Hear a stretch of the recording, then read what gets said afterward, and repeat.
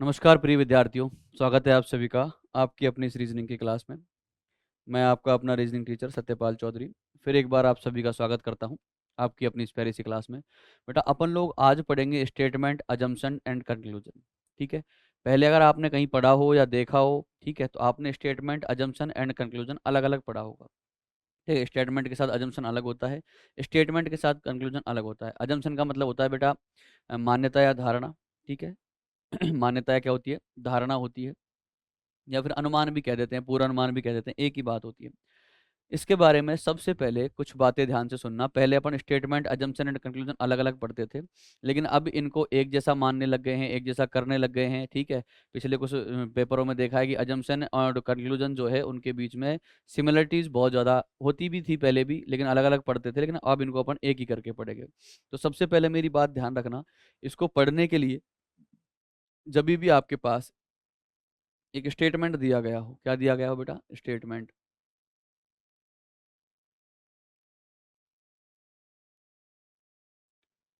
क्या दिया हो? स्टेटमेंट। और स्टेटमेंट के साथ आपको दिया गया हो अजम्पशन।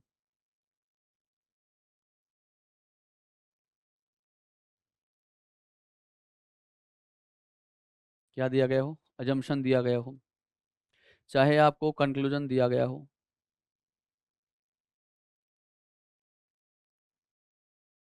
ठीक है।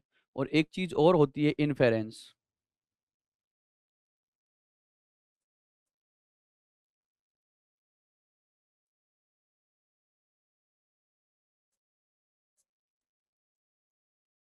क्या होती है बेटा? इन्फेरेंस।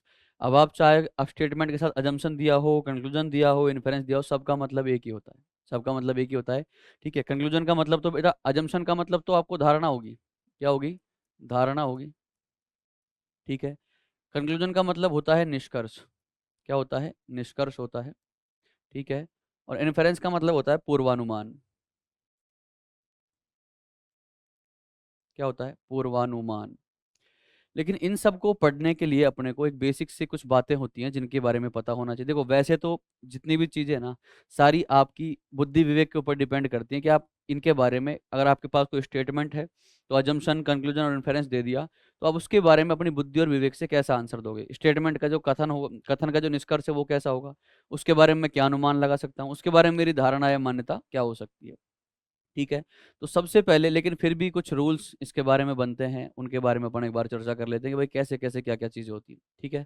तो सबसे पहले जब भी स्टेटमेंट के बाद आपको अजम्पशन देना है, धारणा देनी, निष्कर्ष देनी, पूर्वानुमान देना है, यदि उसमें गवर्नमेंट का कोई भी रूल है, गवर्नमेंट का, ठीक है, गवर्नमेंट का चाहे नोटिस हो, क्या हो? नोटिस हो। चाहे गवर्नमेंट का कोई ऑर्डर हो, गवर्नमेंट का नोटिस हो चाहे ऑर्डर हो, हमेशा उसके फेवर में ही होना है। हमेशा उसके किस में होना है बेटा? फेवर में होना है। आपका जो अजम्पशन होगा, कंक्लूजन होगा, इन्फेरेंस होगा, वो गवर्नमेंट के नोटिस या ऑर्डर के हमेशा क्या होगा? फेवर में होगा। आप उसके कभी भी अगेंस्ट नहीं जाओगे। आप उसके कभी भी अगेंस्ट नहीं जाओगे। यदि वो हाई कोर्ट का कोई निर्णय है, हाई कोर्ट का कोई क्या है? निर्णय, या फिर कोई भी हाई कोर्ट का निर्णय है, तो भी आपको उसके कहाँ जाना पड़ेगा? फेवर में ही जाना पड़ेगा। ठीक है ना। कभी भी आप गवर्नमेंट के, हाई कोर्ट के, या फिर कोई भी जो भी आपके हाई अथॉरिटीज हैं, ठीक है, उनके आप कभी भी अगेंस्ट नहीं जा सकते। कभी भी आप हाई अथॉरिटीज के अगेंस्ट नहीं जा सकते। अपने अनुमान में, कंक्लूजन में या इन्फेरेंस में आपको उनको हमेशा उनके कहाँ रहना है? फेवर में रहना है। कहाँ पे रहना है बेटा? फेवर में रहना है। दूसरी बात, दूसरी बात क्या होगी बेटा? दूसरी बात आपके पास ये है कि कभी भी ओनली आ जाए। क्या आ जाए? ओनली। कभी भी फ्यूचर की बात करें। किसकी बात करें? फ्यूचर की। या फिर वो कभी भी आपसे ऑलवेज की बात करे। किसकी बात करें? ऑलवेज की।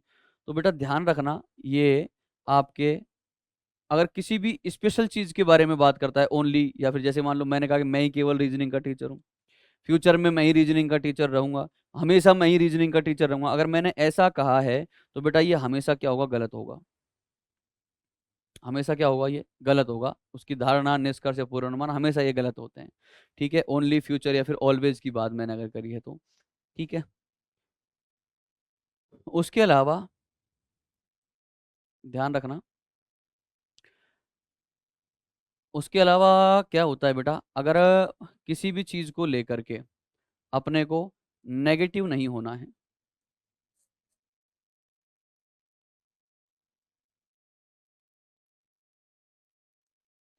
नेगेटिव अपने को नहीं देना है, किसी भी चीज़ के बारे में नेगेटिव थॉट नहीं रखनी है, नकारात्मक सोच अपनी नहीं रखनी है, हमेशा पॉजिटिव सोचना है, ठीक रहे।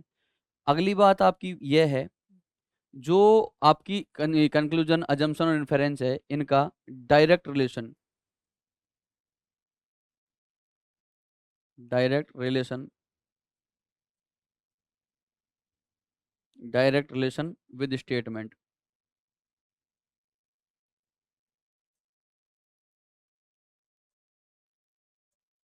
स्टेटमेंट से इनका सीधा संबंध होना चाहिए, ऐसा नहीं कि स्टेटमेंट में कुछ कह रहा है आप यहाँ पे फालतू की बातें कर रहे हो, ठीक है। एक बात और याद रखनी है, अगर कभी भी आपसे यूनिवर्सल ट्रुथ की बात करें,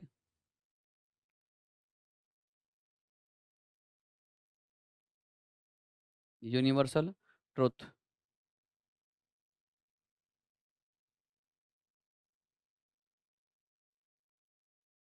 सार्वभौमिक सत्य की बात करें, वो भी हमेशा फॉलो करना है, वो भी हमेशा क्या करना है, फॉलो। बस ध्यान ये रखना है कि आपको कभी भी गवर्नमेंट के अगेंस्ट नहीं जाना है, जो भी हाई अथॉरिटीज उनके अगेंस्ट नहीं जाना है, ठीक है। सुप्रीम कोर्ट के अगेंस्ट नहीं जाना है, अगर कोर्ट का कोई ऑर्डर है तो, ठीक है। उसके अलावा किसी भी चीज़ के बारे में नेगेटिव पॉसिबिलिटी नहीं बनानी है, पॉजिटिव पॉसिबिलिटी है तो वो सही होगी, फिर वो क्या होगी, सही होगी, ठीक है। उसके अलावा ओनली फ्यूचर और ऑलवेज के बारे में थोड़ा सा ध्यान रखना है आपको। और मेन चीज़ है कि स्टेटमेंट से उसका डायरेक्ट रिजल्ट, डायरेक्ट संबंध होना ही होना चाहिए, ठीक है। अब ये बात हो गई इसकी सबसे पहले स्टेटमेंट, अजम्पशन एंड कंक्लूजन की, ठीक है। पहले इनको अलग अलग पढ़ते थे, लेकिन अब कैसे पढ़ रहे हैं, एक साथ पढ़ रहे हैं।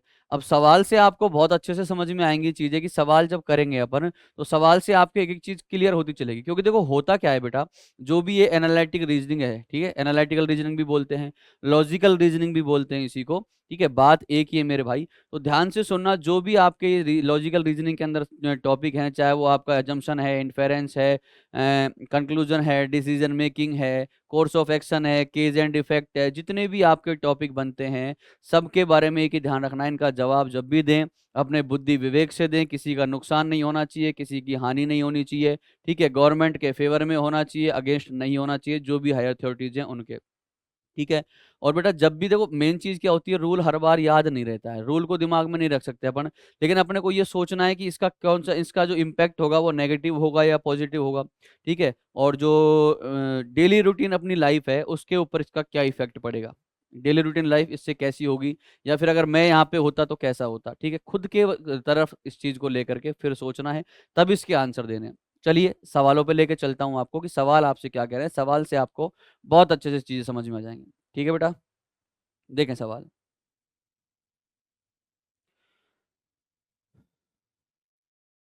आपके पास एक स्टेटमेंट है, the cabinet of state x took certain step to tackle the milk guilt in the state as the cooperative and government dairies failed to use the available milk, are news report. वो ऐसे कह रहा है कि राज्य की cabinet ने राज्य में मिल्क ग्लूट से निपटने के लिए कुछ कदम उठाए। मिल्क ग्लूट क्या होता है, अधिक मात्रा में मिल्क का उत्पादन हो गया, उससे निपटने के लिए कुछ कदम उठाए, क्योंकि सहकारी समितियां और सरकारी डेयरियां उपलब्ध दूध का उपयोग करने में विफल रही। इसका मतलब दूध का उत्पादन ज्यादा हो गया, दूध का उत्पादन क्या हो गया, ज्यादा हो गया, जिसकी वजह से जो सहकारी डेयरियां हैं और सरकारी डेयरियां हैं वो उसका उपयोग करने में क्या रही हैं, विफल रही हैं। एक समाचार का विवरण है, तो आपका उसके बारे में कंक्लूजन क्या हो सकता है, निष्कर्ष क्या हो सकता है, ध्यान से सुनना मेरे बेटा। The milk production of state x is more than it's need.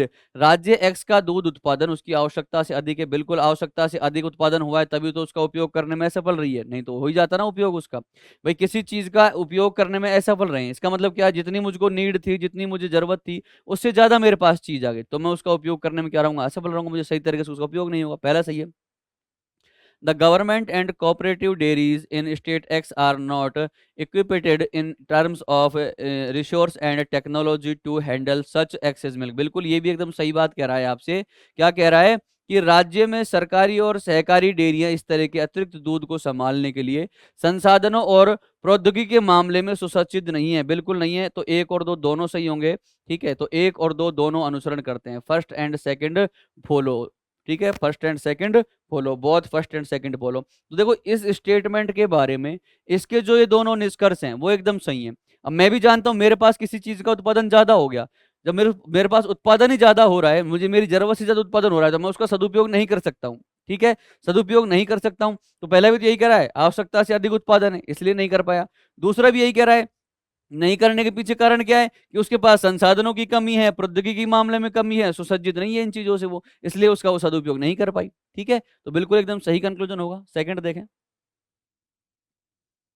प्रबंधक ने अपने सहयोगियों की उपस्थिति में सचिन को अपमानित किया। The manager humiliate Sachin in the presence of the colleagues. ठीक है, तो अब उपस्थिति में अपमानित कर दिया, इसका मतलब बेटा सचिन ने कोई ना कोई गलती की होगी। ठीक है, सचिन ने जो गलती की है वो गलती बाकी के एम्प्लॉइज ना करें, इसलिए उस अधिकारी ने सचिन को सबके सामने डांट दिया कि सचिन ने जो गलती की है वो कोई भी दोबारा रिपीट ना करे, और सचिन भी उसको रिपीट ना करे, उसको पता है उसको दोबारा से इंसल्ट फील करना पड़ेगा। तो ध्यान से सुनना, इसका निष्कर्ष ये निकल सकता है। तो ये क्या निकल रहा है उसकी बात सुनते हैं। The manager didn't like Sachin. अब बेटा सचिन की पसंद नापसंद की बात नहीं है यहाँ पे कि वो सचिन को मैनेजर पसंद करता है या नहीं करता है, बस बात है कि सचिन ने गलत काम किया, गलत के लिए उसको पनिशमेंट मिलेगी मिलेगी। ठीक है ना, पहला गलत है।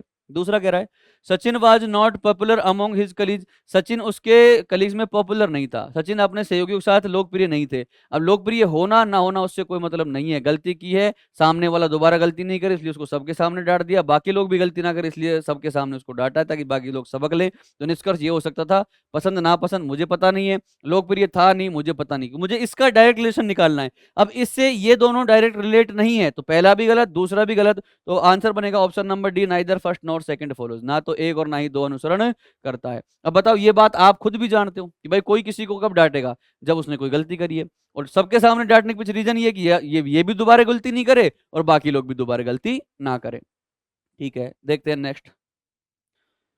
The government of country X has recently announced several concession and offered attractive package to tours for foreign visitors। वो क्या कहना चाह रहा है कि देश की सरकार ने हाल ही में कई रियासतों की घोषणा की है, कई रियायतों की घोषणा की है। ठीक है, और विदेशी आगंतुकों के आकर्षक पैकेज टूर पैकेज पेशकश की। इसका मतलब जो देश एक्स है वो चाहता है कि आगंतुक आए देश के अंदर आए। ठीक है, तो निष्कर्ष तो यही होगा, सुनना। और जब आप भी जानते हो कि आपको कहीं पे कोई चीज सस्ती मिलती है, मान लो भी मैं कह दूं कि मैं रशिया जाने के लिए मैं वीजा जो है फ्री कर रहा हूं, और आपका जाने का फ्लाइट 6000 का, आने का फ्लाइट 6000 का, तो भाई हर आदमी सोचेगा कि यार ले चल रशिया तो घूम ही आया, इतना सस्ता पड़ रहा है कि 6000 में जाना 6000 में आना, मैं वीजा लग नहीं रहा है।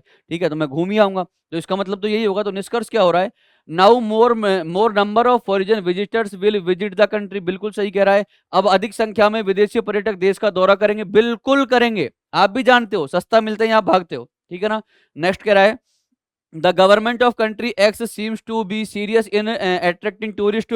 बिल्कुल ये भी सही कह रहा है कि एक्स देश की सरकार पर्यटकों को आकर्षित करने में गंभीर प्रतीत होती है। अरे एक सरकार गंभीर प्रतीत है तभी तो ऑफर दे रही है कि भैया हम छूट दे रहे हैं, डिस्काउंट दे रहे हैं, कंसेशन दे रहे हैं, आओ और घूमो, आओ और घूमो। बिल्कुल जनाब, दोनों सही होंगे, बहुत फर्स्ट एंड सेकंड फॉलो। ठीक है, नेक्स्ट देखते हैं। वो कह रहा है only good singers are invited in the conference. Only good singers are invited in the conference का मतलब अच्छे ही सिंगर जो हैं वो कॉन्फ्रेंस में इनवाइट है, बाकी जो बुरे हैं मेरे जैसे बेसुरी आवाज के वो इनवाइट नहीं है। No one without a sweet voice is good singer. बिना मधुर आवाज के, बिना मीठी आवाज का जो सिंगर है वो अच्छा सिंगर नहीं है, यही कहना चाह रहा है। सम्मेलन में केवल अच्छे गायक ही आमंत्रित है, मीठी आवाज के बिना कोई भी अच्छा गायक नहीं है। सम्मेलन में जो भी इनवाइटेड हैं वो सारे कैसे हैं, अच्छे गायक। सम्मेलन में केवल अच्छे गायक ही आमंत्रित है, मीठी आवाज के बिना कोई भी अच्छा गायक नहीं है। इसका मतलब जिस गायक की आवाज मीठी नहीं है वो अच्छा नहीं है। मीठी मतलब उसमें चीनी नहीं मिल रही, मीठी मतलब होती है ना स्वर आवाज, जैसे लता मंगेशकर जी की है ना, उसके लिए कह रहा है वो। तो निष्कर्ष देखते हैं क्या कह रहा है। सम्मेलन में आमंत्रित सभी गायक की आवाज मधुर है, बिल्कुल है, कह दिया इसने। सम्मेलन में केवल अच्छे गायक ही आमंत्रित है, और अच्छे गायक कौन से, जिनकी आवाज मीठी होती है। ठीक है, पहला सही है। दूसरा कह रहा है दो singers who do not have sweet voice are not invited in the conference. बिल्कुल ये भी सही कह रहा है कि जिन गायकों की मधुर आवाज नहीं होती उन्हें सम्मेलन में आमंत्रित नहीं किया जाता। मान लो मेरे जैसे कोई बुला ले और मैं वहां जाके गाना गा दूं तो मेरे भाई जो ऑडियंस है ना वहां की सारी भाग जाएगी, है ना। तो पहला और दूसरा दोनों सही है, both first and second follow, both first and second follow, एक और दो दोनों अनुसरण करते हैं। नेक्स्ट देखें। In the recent survey report, it has been stated that those who undertake physical exercise for at least half an hour a day are less prone to have any heart alignments. वो कह रहा है एक हालिया सर्वेक्षण report में यह कहा गया है कि जो लोग दिन में आधे घंटे शारीरिक व्यायाम करते हैं उन्हें दिल की बीमारियां होने का खतरा कम है। कह रहा है कि जो लोग एक दिन में आधे घंटे कम से कम व्यायाम करते हैं उनको हार्ट डिजीज दिल की बीमारियां होने का खतरा कम है। ठीक है, अब निष्कर्ष क्या होना चाहिए वो ध्यान से देखते हैं मेरे भाई। डायरेक्ट रिलेशन होना चाहिए स्टेटमेंट से कंक्लूजन का। स्वस्थ जीवन जीने के लिए शारीरिक व्यायाम का मध्यम स्तर आवश्यक है। बिल्कुल है भाई, मध्यम स्तर आवश्यक है, पहला सही है। अगर स्वस्थ जीवन जीना है तो भैया व्यायाम करना है, ये बात सारी दुनिया जानती है। पहला, इससे सीधा संबंध भी है कि जो लोग आधे घंटे व्यायाम करते हैं उनके हार्ट डिजीज नहीं होती है, हृदय की बीमारी नहीं होती है। इसका मतलब यही है कि स्वस्थ जीवन जीने के लिए शारीरिक व्यायाम का मध्यम स्तर आवश्यक है। बिल्कुल है मेरे भाई। all people who do not all people who do not desk bound job definitely suffer from heart alignments। वो कह रहा है डेस्क जॉब करने वाले सभी लोग निश्चित रूप से दिल की बीमारी से पीड़ित है। बेटा डेफिनेटली नहीं मैं बता सकता। जब भी किसी भी चीज के बारे में आपसे डेफिनेटली पूछा जाए आप नहीं बता सकते हो, उसके बारे में निश्चित निष्कर्ष नहीं निकाल सकते हो। ठीक है, तो गलत होगा। ठीक है, तो केवल पहला सही है, ओनली फर्स्ट फॉलो। नेक्स्ट देखें, this world is neither good nor evil. This word is neither good nor evil. Each man manufacture a word for himself। वो कह रहा है ये दुनिया जो है, ये दुनिया मेरे काम की नहीं, मेरे काम की है मेरे भाई। ये कह रहा है ये दुनिया ने अच्छी और नहीं बुरी है। सही कह रहा है वो, दुनिया ना तो अच्छी है ना ही बुरी है। कि जो दुनिया हम जैसे देखते हैं, हमारा पॉइंट ऑफ व्यू होता है, या फिर है ना, जो दुनिया को देखने के लिए वो सी दुनिया होती है। अगर हम देखते हैं कि सामने वाला हमारे लिए अच्छा है तो हम उसके लिए अच्छे, और सामने वाला हमारे लिए बुरा है तो हम भी उसके लिए बुरे। तो वो यही कहना चाह रहा है कि यह दुनिया ना अच्छी और ना ही बुरी है। प्रत्येक आदमी अपने लिए एक दुनिया बनाता है, प्रत्येक आदमी बनाता है। आज तुम जाके किसी का सर फोड़िया, कल को वो तुम्हारा फोड़ने आएगा। आज तुम किसी से प्यार से बात करो, कल वो भी तुमसे प्यार से बात करेगा। आज तुम किसी की काम में बुरे टाइम में मदद करो, कल को हो सकता है वो भी तुम्हारी करे। ठीक है, तो दुनिया ना अच्छी है ना बुरी है। प्रत्येक व्यक्ति अपने लिए एक दुनिया बनाता है। बिल्कुल बनाता है मेरे भाई। तो निष्कर्ष क्या कह रहा है, कुछ लोगों के दुनिया काफी अच्छी लगती है, बिल्कुल लगती है। ठीक है, ये दुनिया ना अच्छी है ना बुरी है, इसका मतलब ये कुछ लोगों को दुनिया अच्छी लगती है। कुछ लोग ऐसे हैं जो दुनिया को देखते हैं ना, तो दुनिया कितनी प्यारी है, कितनी हसीन है, ये संसार कितना अच्छा है, मनमोहक है ना। और वो कह रहा है some people find this world quite weird. कुछ लोगों को ये दुनिया काफी बुरी लगती है। बिल्कुल लगती है, बहुत सारे हैं यार कहते हैं यार कितने बुरे संसार है, कितने बुरे लोग हैं इस दुनिया में। तो दोनों ही तरीके के लोग होते हैं ना, जो कहते हैं जिनको अच्छी लगती है, कुछ को बुरी भी लगती है। तो इससे यही निष्कर्ष निकलता है दुनिया ना अच्छी है ना बुरी है। इसका मतलब काफी लोगों को अच्छी लगती है और काफी को बुरी लगती है। तो पहला और दूसरा दोनों सही होंगे।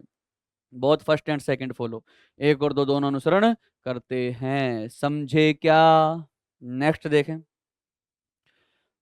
Double your money in 5 month an advertisement. एक एडवर्टाइजमेंट दिया गया है। क्या दिया गया है? एक एडवर्टाइजमेंट, है ना। अब बेटा एक एडवर्टाइजमेंट अगर दे देना आप लोगों को, तो एडवर्टाइजमेंट जो होता है हमेशा अट्रैक्टिव होता है।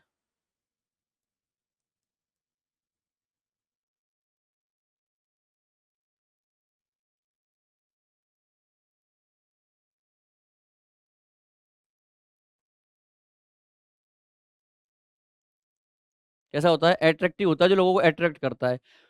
और जब अट्रैक्ट करेगा तो लोग उसको फॉलो भी करेंगे, लोग उसको फॉलो भी करेंगे।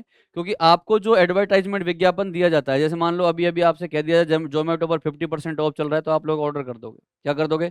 ऑर्डर, क्योंकि आप अट्रैक्ट हो गए, अट्रैक्ट होते हैं आप उसको फॉलो भी करोगे। ठीक है, देखना क्या कह रहा है, double your money in 5 months an advertisement.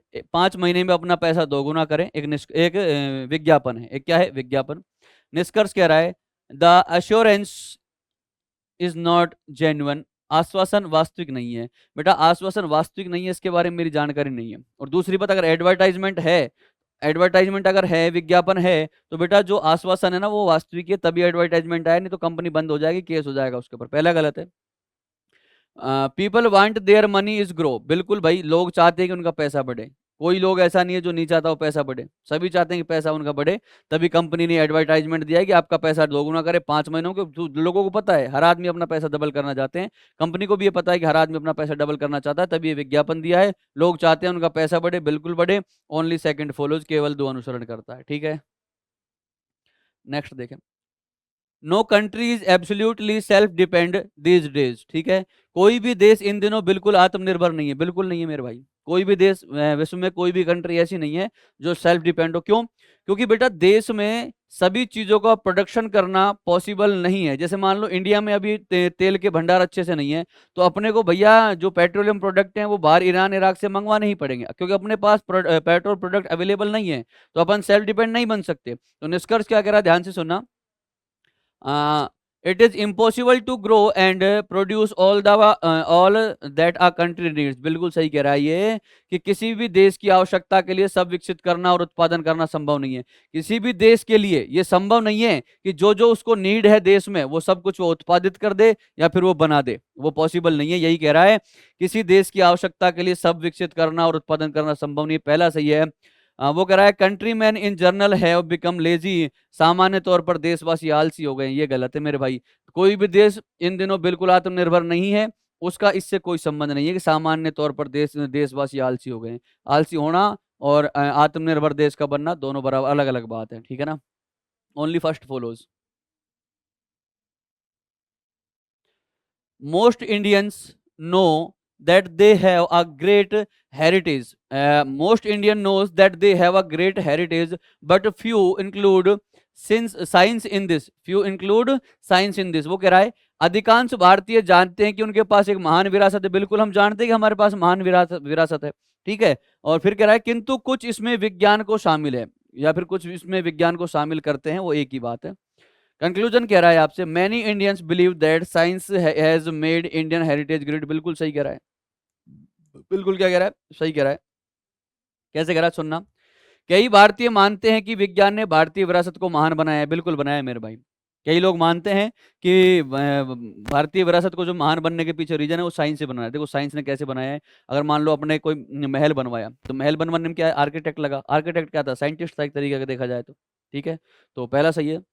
Many Indians do not know that India has a great scientific heritage। बिल्कुल ये भी सही कह रहा है। ये भी क्या कह रहा है, सही। क्यों? तो वो कह रहा है अधिकांश भारतीय जानते हैं। इसका मतलब कई भारतीय ऐसे हैं जो नहीं जानते कि उनके पास महान वैज्ञानिक विरासत है, ठीक है। तो इसका इससे डायरेक्ट रिलेशन है। इसका इससे क्या है, डायरेक्ट रिलेशन है कि अधिकांश भारतीय जानते हैं, इसका मतलब सब नहीं जानते हैं। मोस्टली पीपल नो, है ना। बहुत सारे लोग जानते हैं, इसका मतलब ये है कि कुछ लोग हैं जो नहीं जानते हैं, कुछ लोग हैं जो नहीं जानते हैं। तो first and second both follow, option number C में दे रखा है। एक और दो दोनों अनुसरण करते हैं। नेक्स्ट देखो, all the members of a golf club are active golfers, but they are all rich. Ms या फिर Mrs L is also Miss L is also a member. वो कह रहा है एक गोल्फ क्लब के सभी सदस्य क्रियाशील गोल्फ खिलाड़ी हैं, परंतु वे सभी धनवान हैं। सुश्री वाई भी सदस्य है। ध्यान से सुनना।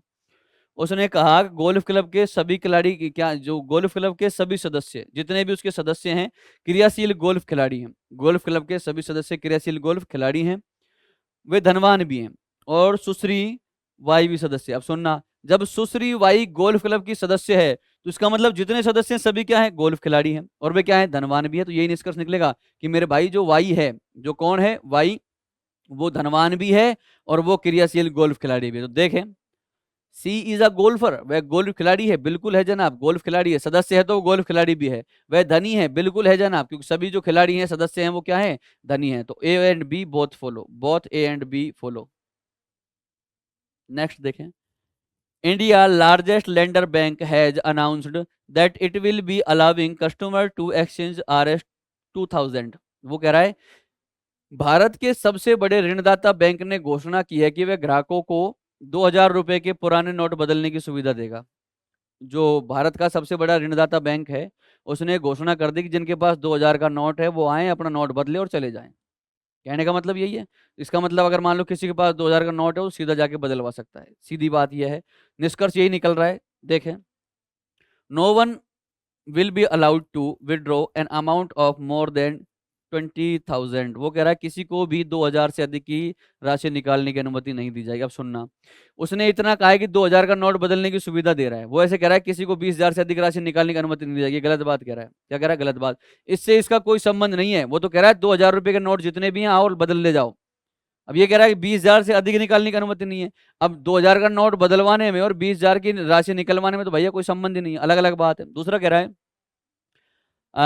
No requisition slip is required for exchange up to Rs 20,000। वो कह रहा है रुपए 20,000 तक की विनिमय के लिए किसी मांग पर्ची की आवश्यकता नहीं है। सुनना मेरे भाई, अब मुझे वहां पे उसने सिर्फ इतना कहा कि 2,000 के नोट लाओ और बदल ले जाओ, लाओ और बदल ले जाओ। अब 20,000 रुपए का विनिमय मतलब पैसे लेने और देने के लिए पर्ची भरने की जरूरत है या नहीं है, इसके बारे में इसमें कोई बात कही है क्या? नहीं कही मेरे भाई, इसलिए क्या होगा? गलत होगा। दोनों के दोनों गलत है, ठीक है। Neither first nor second follow, ना तो एक और ना ही दो अनुसरण करता है। ध्यान से सोच समझ के उत्तर दियो मेरे भाई, नहीं तो मामला गड़बड़ हो जाएगा। मामला क्या हो जाएगा?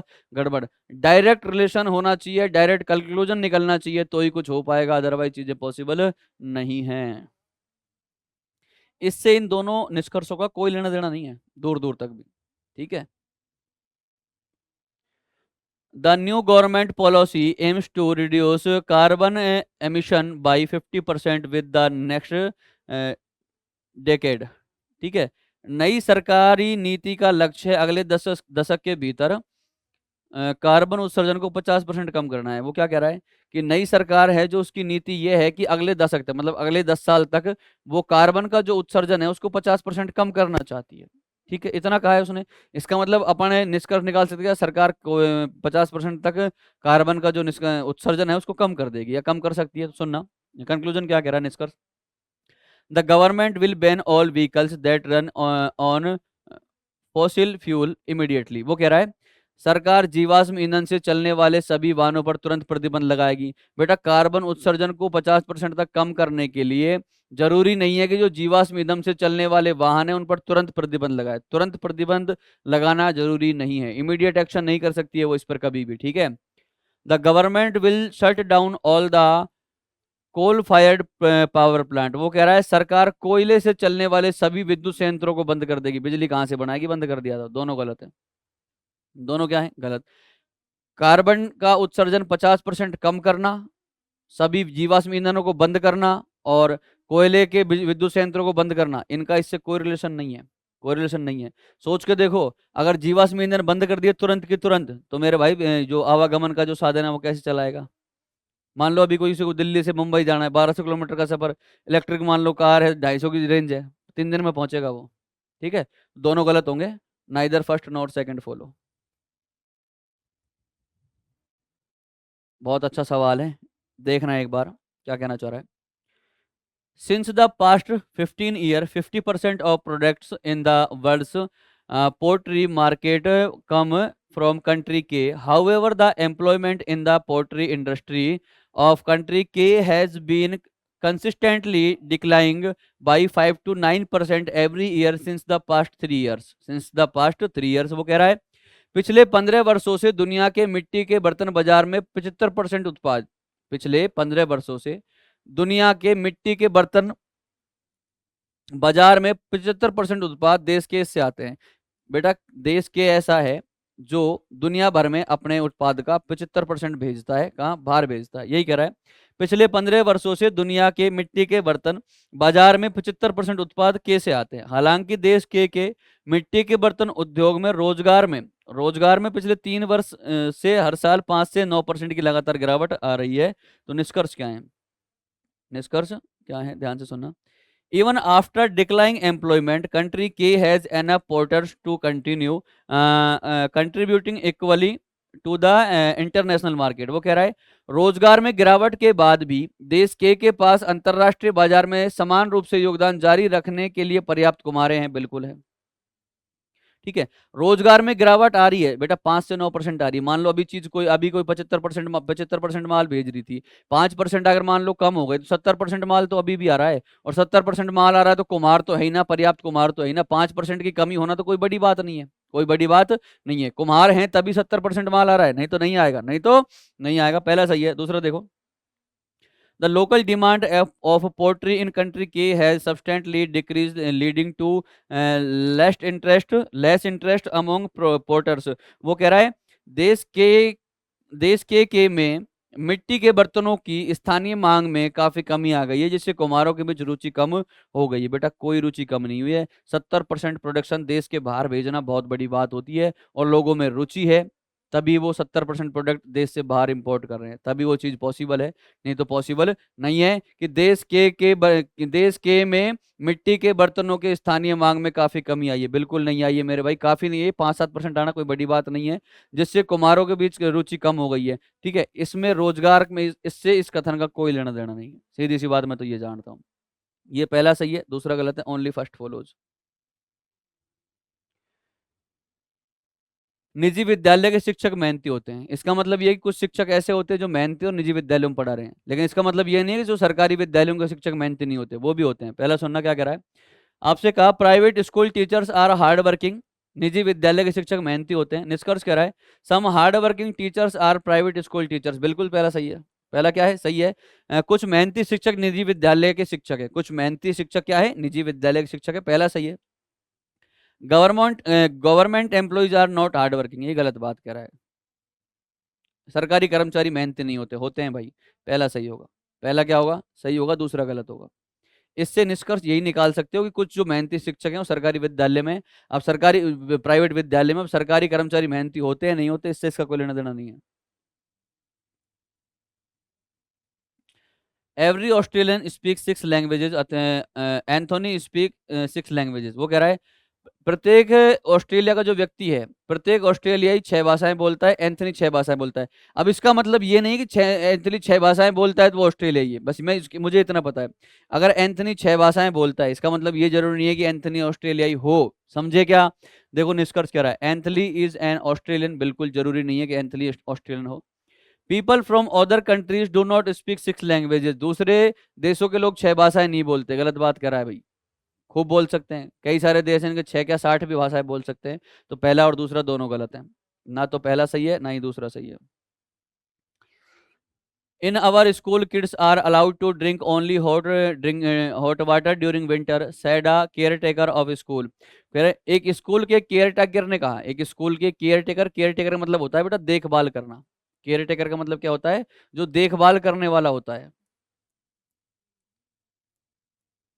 जो देखभाल करने वाला होता है।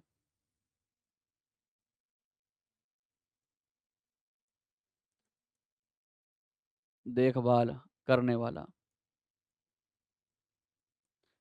करने वाला वाली एक ही बात है।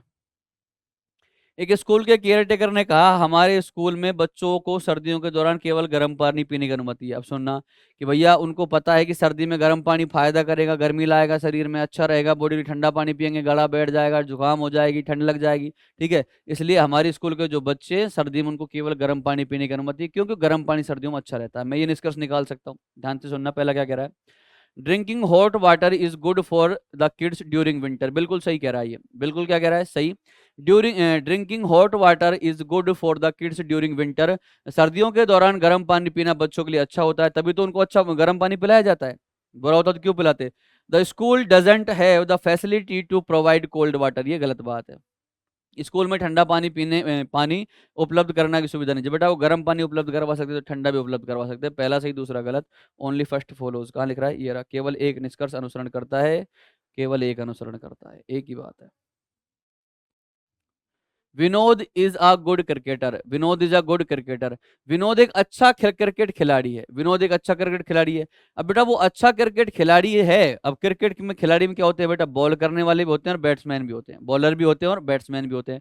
अब क्रिकेट खिलाड़ी है तो वो या तो अच्छा बॉलर हो सकता है या अच्छा बैट्समैन हो सकता है, या तो अच्छा बॉलिंग करवा सकता है या अच्छी बल्लेबाजी कर सकता है। देखते हैं, विनोद अच्छी बल्लेबाजी करता है, अब मुझे पता नहीं, हो सकता है करता भी और नहीं भी करता हूँ। विनोद अच्छी गेंदबाजी करता है, हो सकता है करता भी और नहीं करता, मुझे पता नहीं है, मुझे पता नहीं है।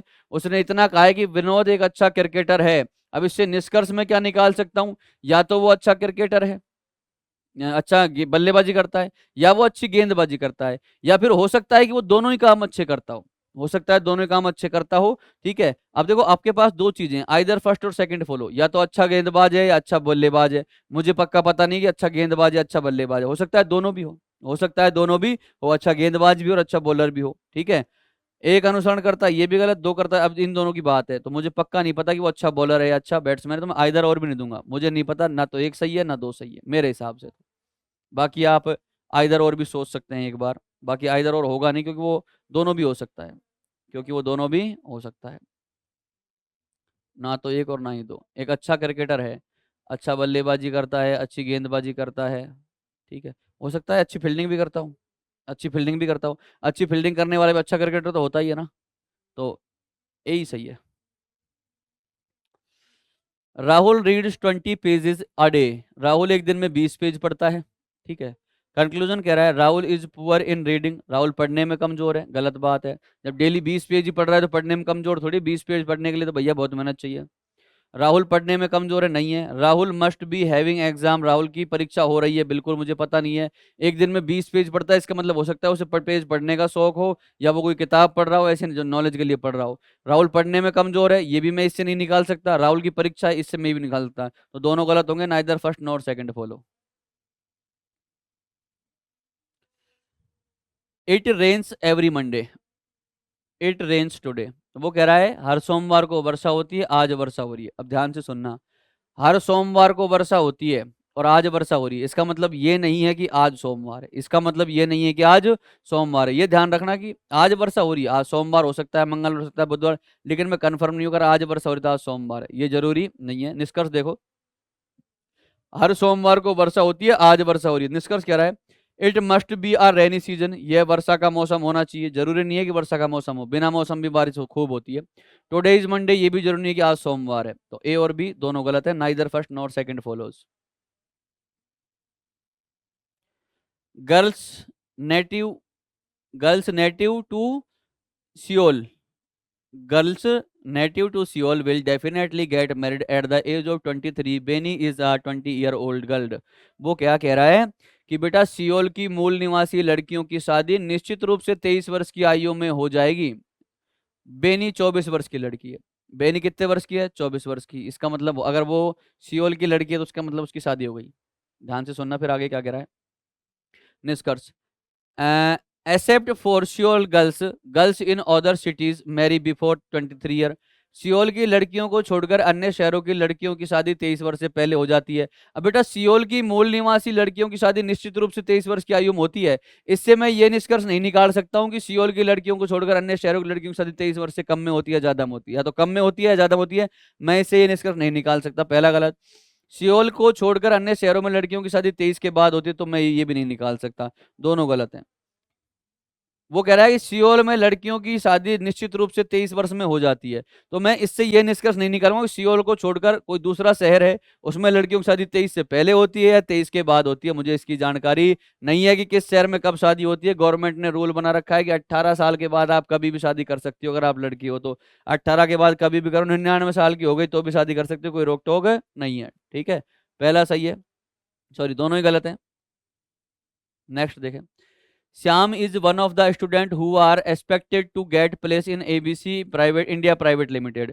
श्याम उन छात्रों में से एक है जिन्हें एबीसी इंडिया प्राइवेट लिमिटेड में नौकरी मिलने की उम्मीद है। ध्यान से सुनना, श्याम उन छात्रों में से एक है जिन्हें एबीसी इंडिया प्राइवेट लिमिटेड में नौकरी मिलने की क्या है? उम्मीद। अब सुनना, एबीसी इंडिया प्राइवेट लिमिटेड कोई कंपनी है, ठीक है, जिसमें नौकरी मिलने की उम्मीद है एक व्यक्ति को जिसका नाम है Shyam.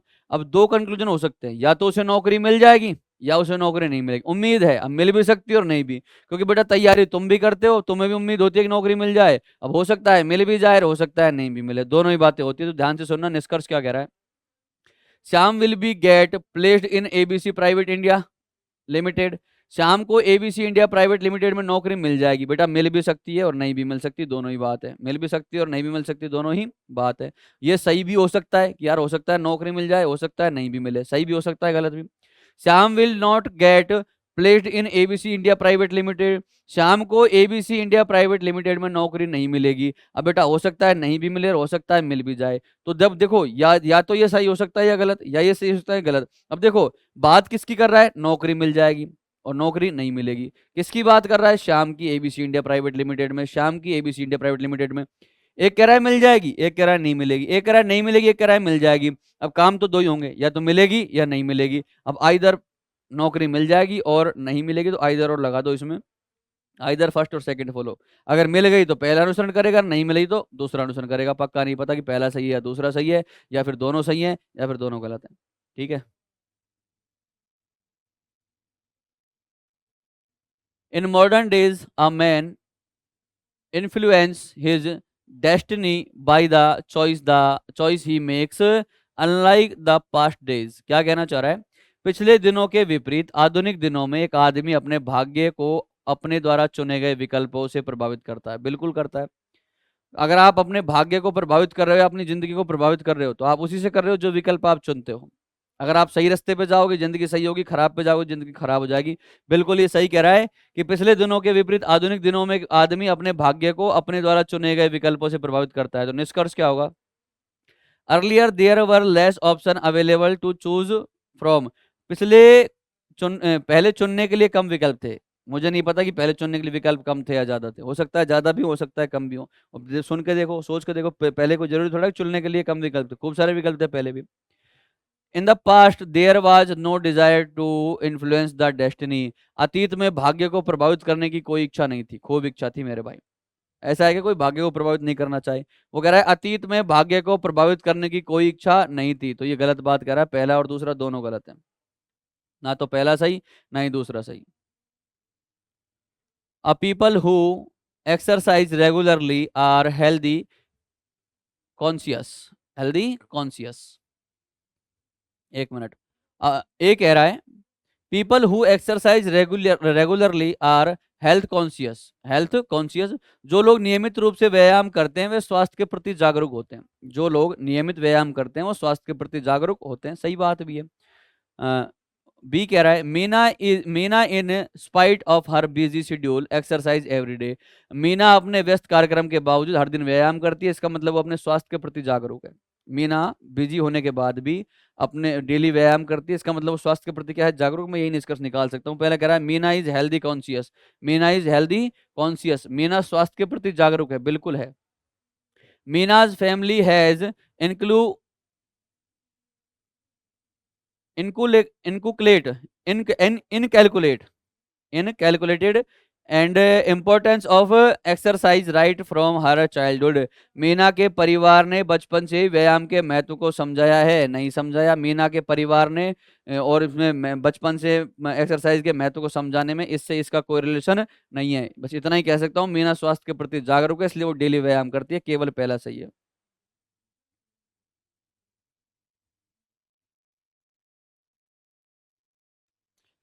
Use of electronic book reading has increased considerably during recent times. हाल ही के दिनों में इलेक्ट्रॉनिक रूप से पुस्तक पढ़ने के उपयोग काफी बढ़ गए हैं। हाल ही के दिनों में इलेक्ट्रॉनिक रूप से पुस्तक पढ़ने का उपयोग काफी बढ़ गया है। इसका मतलब जो इलेक्ट्रॉनिक जो बुक्स हैं उनके प्रति लोगों का रुझान बढ़ गया है, लोगों को इंटरेस्ट आता है कि वो इलेक्ट्रॉनिक पढ़े। पहला कह रहा है प्रिंटेड बुक्स आर कॉस्टली, छपी हुई किताबें महंगी होती हैं। अब बेटा छपी और दूसरा कह रहा है कि छपी हुई किताबें महंगी होती हैं। हाल ही के दिनों में इलेक्ट्रॉनिक रूप से पुस्तक पढ़ने का उपयोग काफी बढ़ गया है। दूसरा कह रहा है छपी हुई पुस्तकें महंगी होती हैं। निष्कर्ष कह रहा है nobody reads book nowadays. आजकल कोई भी पुस्तक नहीं पढ़ता है, सारे पढ़ते हैं भाई। आप भी पढ़ते हो, मैं भी पढ़ता हूँ। बताओ किताबें कल आज पढ़ते हो नहीं पढ़ते? आज किताब नहीं पढ़ोगे तो कल नौकरी नहीं लगेगी। पहला गलत बात कह रहा है कि आजकल कोई पुस्तक नहीं पढ़ता। इलेक्ट्रॉनिक रूप से पुस्तक पढ़ना लोकप्रिय हो रहा है, बिल्कुल हो रहा है। यही कहना चाह रहा है कि हाल ही के दिनों में इलेक्ट्रॉनिक रूप से पुस्तक पढ़ने का उपयोग काफी बढ़ गया है। काफी बढ़ गया है, इसका मतलब वो लोकप्रिय हो रहा है। Electronic books reading is gaining popularity. Electronic book reading is gaining popularity. उसके पीछे रीजन यही है कि उसका उपयोग काफी बढ़ गया है। बढ़ गया मतलब वो पॉपुलर हो रहा है। तो पहला गलत, दूसरा सही। Ad adversity is the best teacher. Adversity is the best teacher. विपत्ति सबसे अच्छी शिक्षक होती है। विपत्ति सबसे अच्छी क्या होती है? शिक्षक। एक स्टेटमेंट है, ठीक है। निष्कर्ष क्या है? Conclusion poor people are learned. ठीक है। गरीब लोग शिक्षित होते हैं, नहीं होते हैं भाई। कोई जरूरी नहीं है कि सारे गरीब लोग जो हैं वो शिक्षित हों। दूसरा कह रहा है adversity provides opportunities to learn. बिल्कुल सही कह रहा है। विपत्ति सीखने का अवसर प्रदान करती है। अगर मान लो आप एक बार किसी रास्ते से जा रहे हो और आपको पता लग गया यहाँ पे दिक्कत है, मुश्किल है, तो आप सीख जाओगे। आपको पता लग जाएगा कि यार यहाँ पे दिक्कत आएगी, तो आप वहाँ सावधानी से चलोगे। तो बिल्कुल विपत्ति सीखने का अवसर प्रदान करती है। दूसरा सही है। Only second follows. Adversity makes the man wise. Adversity makes the man wise. प्रतिकूलता मनुष्य को बुद्धिमान बनाती है। वॉज मतलब वाइज होना चाहिए था यहाँ पे। क्या होना चाहिए था? Why, WISE। ठीक है।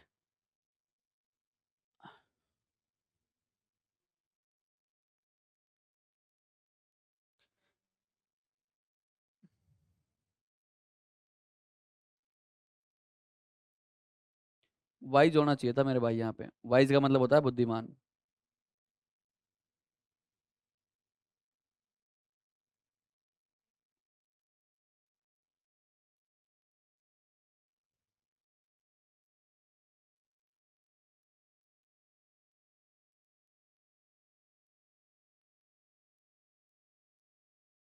वाइज क्या बनाती है बेटा? वाइज बनाती है।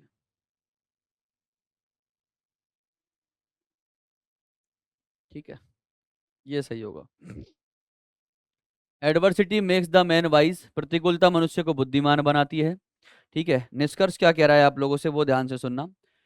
ही poor are wise, the poor are wise, गरीब समझदार होते हैं? नहीं होते। कोई जरूरी नहीं है गरीब समझदार हो, जो गरीब आदमी हो समझदार हो, जरूरी नहीं है। Man learn from bitter experience, बिल्कुल ये सही कह रहा है कि व्यक्ति बुरे अनुभव से सीखता है। Man learn from bitter experience, व्यक्ति बुरे अनुभव से सीखता है। अगर एक बार व्यक्ति को जीवन में अनुभव बुरा हो गया तो दोबारा वो उस अनुभव को लेना नहीं चाहेगा, क्योंकि वो सीख जाएगा कि अनुभव क्या है, बुरा है। तो ओनली सेकंड फॉलो जहां दे रखा है वो आंसर है, केवल दो अनुसरण करता है। all drugs have side effects, all drugs have side effects, so there is always a built-in risk while taking medicine। सभी दवाओं के दुष्प्रभाव होते हैं, इसलिए दवाइयां लेते समय हमेशा एक अंतर्निहित जोखिम होता है। बिल्कुल होता है मेरे भाई। पहला कह रहा है no medicine, no medicine is without the risk is of side effect. कोई भी दवा नहीं है बिना जोखिम के, बिना जोखिम के, सही कह रहा है पहला। No medicine is without the risk of side effect, कोई भी दवा दुष्प्रभाव के जोखिम के बिना नहीं है। सही कह रहा है ये कि कोई भी दवाई ऐसी नहीं है जिसको लेने के बाद दुष्प्रभाव का जोखिम ना हो, साइड इफेक्ट का जोखिम ना हो। सब दवाओं के साइड इफेक्ट होते हैं, पहला सही है। Drug make things worse than the disease itself, ये गलत बात कह रहा है कि दवाइयां चीजों को बीमारी से भी बदतर बना देती हैं। दवाइयां चीजों को बीमारी से बदतर नहीं बनाती भैया, दवाइयां बीमारियों को ठीक कर देती हैं। ठीक है, पहला सही है, केवल only first follows. Many business office are located in building having 3 to 8 floors, having 3 to 8 floors, पहला। थर्ड कह रहा है आपसे कई व्यवसायिक कार्यालय 3 से 8 मंजिल वाली इमारतों में स्थित है। दूसरा कह रहा है if a building has more than 3 floors it has a lift, यदि किसी इमारत में 3 से अधिक मंजिल हैं तो उसमें एक लिफ्ट है। बिल्कुल। ऑल फ्लोर्स में बी रीच्ड बाय लिफ्ट, सभी मंजिलों तक लिफ्ट द्वारा पहुंचा जा सकता है। तीन कथन है, स्टेटमेंट क्या कह रहा है, कंक्लूजन। केवल तीसरी मंजिल से ऊपर की मंजिलों पर लिफ्ट है, ये कोई जरूरी नहीं है मेरे भाई। ये कोई जरूरी नहीं है कि केवल तीसरी मंजिल के ऊपर ही मंजिलों पर लिफ्ट हो। मान लो कोई लिफ्ट तो कहाँ से शुरू होगी, पहली से ही तो शुरू होगी, पहली से लास्ट तक जाएगी, पहली से कहाँ जाएगी, लास्ट तक।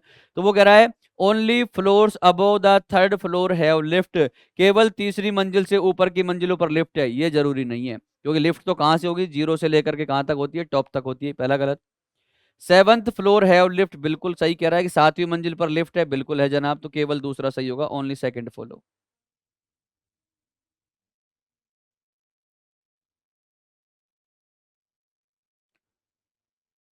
Every man should have his identity card with him, हर आदमी के पास अपना पहचान पत्र होना चाहिए, बिल्कुल होना चाहिए भाई। कथन कह रहा है आपसे।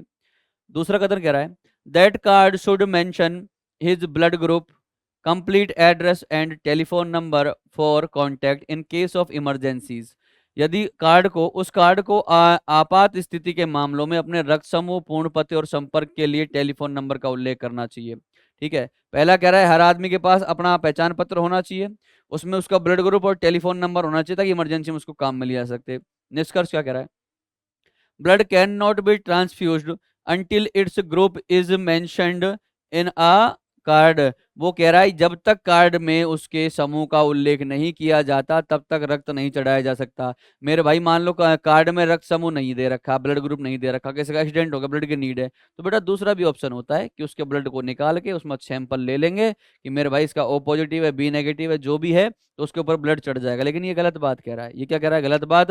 जब तक कार्ड में समूह का उल्लेख नहीं होगा, जरूरी थोड़ी कार्ड में उल्लेख नहीं है तो उसको ब्लड नहीं देंगे, गलत बात है ये तो। ठीक है, जब तक कार्ड में उसके समूह का उल्लेख नहीं किया जाता तब तक रक्त नहीं चढ़ाया जा सकता, तो ये गलत बात है। ठीक है, कार्ड में से आसानी हो जाती है कि डायरेक्ट ब्लड चढ़ जाता है कि भैया ब्लड ग्रुप ये है तो ब्लड ग्रुप चढ़ा दो ये वाला लाके। अब ये थोड़ी कि भैया कार्ड में नहीं है तो उसको ब्लड ग्रुप नहीं, उसको ब्लड ही नहीं चढ़ाएंगे, ये तो गलत कह रहा है। दूसरा कह रहा है no one is supposed to forget his phone number under any circumstance. किसी को भी किसी भी परिस्थिति में अपने फोन नंबर को नहीं बोलना चाहिए, ये गलत बात कह रहा है। ये भी भैया मान लो किसी खोपड़ी पे चोट लग गई तो फोन नंबर क्या वो खुद को ही भूल जाएगा, फोन नंबर तो बहुत दूर की बात है ना, ये भी गलत बात है। If police need the information of the injury is fatal, तो ये सही कह रहा है, यदि चोट घातक हो तो पुलिस को इसकी जानकारी आवश्यकता है। यदि चोट घातक हो तो पुलिस को इसकी जानकारी की आवश्यकता है। कौन सी जानकारी, ये वाली और ये वाली दोनों की। तो केवल 3 सही होगा, only third follow, only third follow. All the student in a class are bright, all the student in a class are bright, एक कक्षा के सभी छात्र प्रतिभाशाली हैं।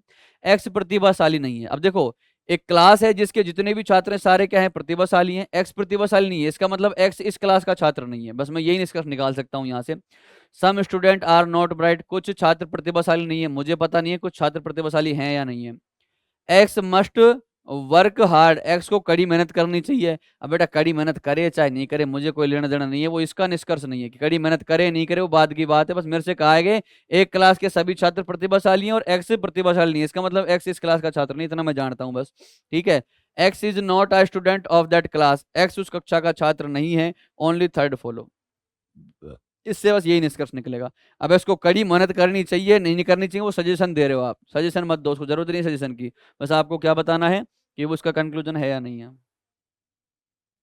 Many people living in villages relocate to cities for a better future, a better future, गांव में रहने वाले बहुत से लोग बेहतर भविष्य के लिए शहरों में स्थानांतरित हो जाते हैं। बिल्कुल, फिर निष्कर्ष कह रहा है government officer should have compulsory rural posting, ये गलत बात कह रहा है मेरे भाई कि सरकारी अधिकारियों को अनिवार्य ग्रामीण पोस्टिंग होनी चाहिए। फिर ग्रामीण पोस्टिंग अनिवार्य हो गई सरकारी कर्मचारियों को, तो सिटियों में काम कौन करेगा, सिटियों में काम कौन करेगा, तो ये गलत है और इसका निष्कर्ष भी नहीं है। वो कह रहा है गांव में रहने वाले बहुत से लोग बेहतर भविष्य के लिए शहरों में स्थानांतरित हो जाते हैं, इसका मतलब है कि शहरों में भविष्य बेहतर है, शहरों में भविष्य क्या है, बेहतर, तभी तो जाएगा वो। तो इससे सरकारी अधिकारियों की अनिवार्य ग्रामीण पोस्टिंग होनी चाहिए, इससे इसका कोई लेना देना नहीं है। दूसरा, increase more transport facilities between cities and villages, ठीक है, शहरों और गांवों के बीच अधिक परिवहन सुविधाएं बढ़ानी चाहिए। बेटा नहीं बढ़ानी चाहिए, बढ़ानी चाहिए, इसके बारे में कुछ नहीं कह सकता। क्यों, क्योंकि लोग जो गांवों से शहरों में जा रहे हैं, क्यों जा रहे हैं, कि उनको लगता है कि भैया वहाँ भविष्य से बेहतर है। अब भविष्य बेहतर वहाँ पे है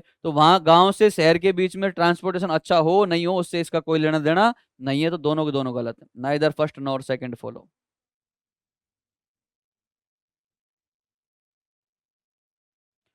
all mammals are warm blooded animals, सभी स्तनधारी गर्म रक्त वाले हैं। सभी स्तनधारी क्या है, गर्म रक्त वाले, इसका मतलब जो भी स्तनधारी है वो रक्त उसका रक्त गर्म होगा।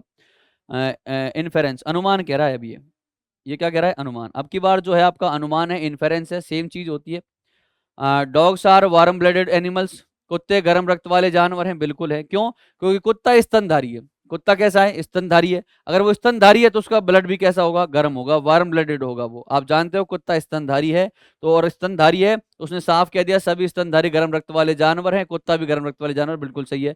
सभी गर्म रक्त वाले जीव स्तनधारी होते हैं, ये मैं नहीं कह सकता, ये मैं नहीं कह सकता हूं कि जो भी गर्म रक्त वाला जानवर है वो स्तनधारी होगा, इसके बारे में मुझे जानकारी नहीं है। मुझे इतना पता है कि जितने भी स्तनधारी हैं सभी कैसे हैं, गर्म रक्त वाले हैं। लेकिन सभी गर्म रक्त वाले स्तनधारी हों ये जरूरी नहीं है। तो only first follow, only first follows. Bharat में ईंधन की कीमतें दिन प्रतिदिन बढ़ रही हैं और इसकी कीमत वृद्धि की कोई ऊपरी सीमा नहीं है। Fuel prices in India are inflating day by day, there is no upper limit in its price increase, its price increase. Central अनुमान कह रहा है central and state government have not cut down their respective taxes on fuel, केंद्र और राज्य सरकार ने ईंधन पर अपने करों में कटौती नहीं की है।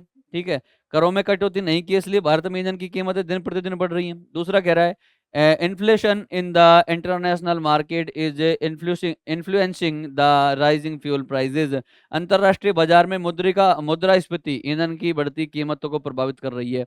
अब बेटा अनुमान ये भी हो सकता है, ये भी हो सकता है दोनों भी हो। ठीक है, तो बताओ फटाफट से इसका आंसर क्या होगा।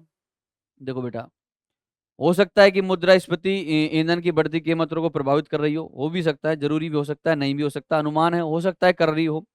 केंद्र और राज्य सरकारों ने ईंधन पर अपने करों में कटौती नहीं की है, हो सकता है इसलिए भी उस पे क्या बढ़ रहा हो कि कीमतें बढ़ रही हो। अनुमान तो हो ही सकता है लोगों के, तो एक और दो दोनों सही होंगे, एक और दो दोनों सही होंगे। Both inference first and second are true. ठीक है, तो ये हुआ आपका statement, assumption and conclusion, inference भी कह सकते हो। तो बेटा आज की क्लास को मैं देता हूँ यहीं विराम, बाकी की बात करेंगे कल। तब तक के लिए आप सभी को मेरा नमस्कार, जय हिंद, जय भारत, वंदे मातरम।